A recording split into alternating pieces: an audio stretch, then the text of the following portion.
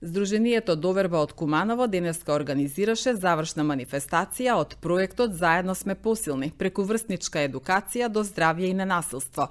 Целта на програмата е да се поддржи менталното здравје, да се зајакне психосоцијалната и социоемоционалната стручност кај младите луѓе, како и кај образовниот персонал и да се создаде безбедна, поддржувачка и ненасилна средина во 4 средни училишта во Куманово вклучени во проектот, кој финансиски е поддржан од екуменска иницијатива Жена Омиш од Хрватска.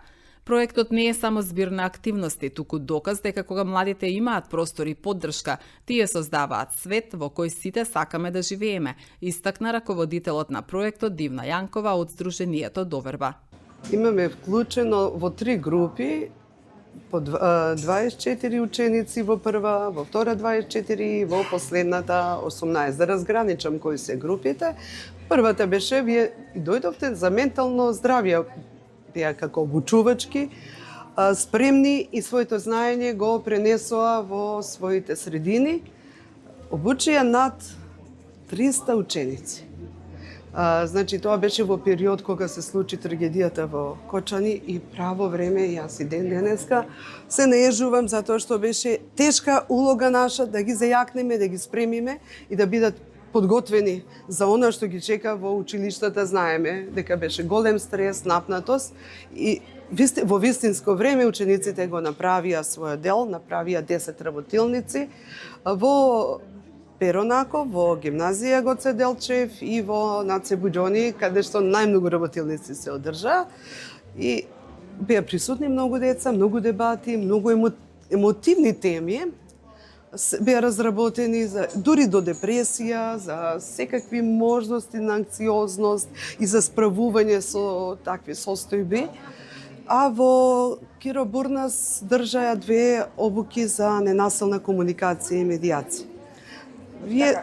Целта на проектот е да се поддржи ментално здравје и да се зајакне социоемоционална и психосоцијална компетенција на младите, ама и на родителите и на наставниците, да се создаде една безбедна, инклузивна и ненасилна средина во училиштата. Ние им дадовме можност не само да помагат на други, да научат собствени модели, тој модел да го пренесат на другите деца, да споделат другите деца, да приметат дека имаат поддршка во своите училишта. Простете ми, ама ние како едукатори и родители не можеме толку да влијаеме колку може една поддржувачка средина на учениците. 30 години и повеќе имам искуство. Јас можам да кажам компетентно дека само преку деца сум направила најголеми промени. Значи, даде им можност на децата. Обликува им модел кој што они ќе го прифатат ако сакат и понатаму ќе ги пренесат тие промени во своите средини.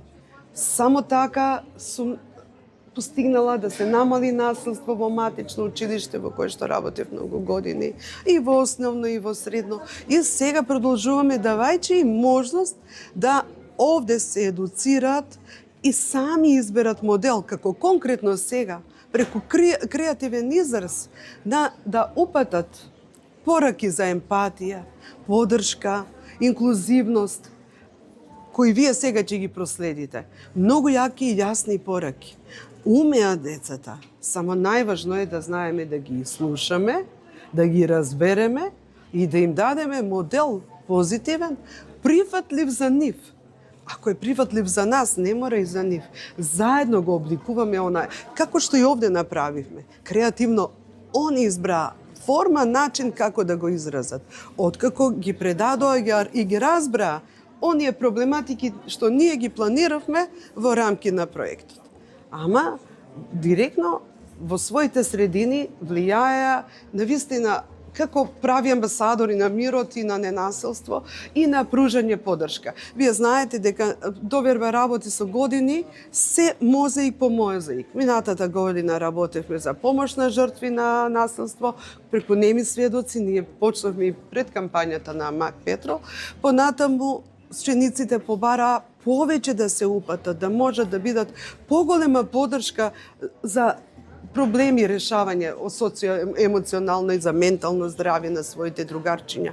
И сега навистина се спремни. Многу голема поддршка се на своите училишта, на своите стручни служби, на своите професори, а најмногу на своите другарчиња, а најкорисни за своето семејство. Да ви кажам, родителите треба да имаат доверба на децата. Да им дадат задача, да ги разберат, да ги слушат, ама и да им веруваат. Како што велам јас, подади му цел и кажи му дека јас сум тука секогаш кога ќе ти требам, ама повели, ако паднеш, јас сум тука да те подигнам, не да се плашиме на секој чеко што ќе му се случи. Тогаш се децата нервозни затоа што мислат дека не се разберени и не им веруваме. Се чувствуваат неразбрани и дека немаме доверба во нив. Дајте им шанса, верувајте во нив и не секогаш ќе го реализираат вие што сте очекувале. Па не треба. Секој човек е личност и бара почитување. Значи, тој си има свој пат. До тој пат ќе стигне, можеби по потежок начин, што вас не ви се допаѓа. Вие со искуство како родители знаете кој е најлесен пат, ама оставете ги, така се заекнуваат децата. Значи, целта е иста, ама патот е нивен.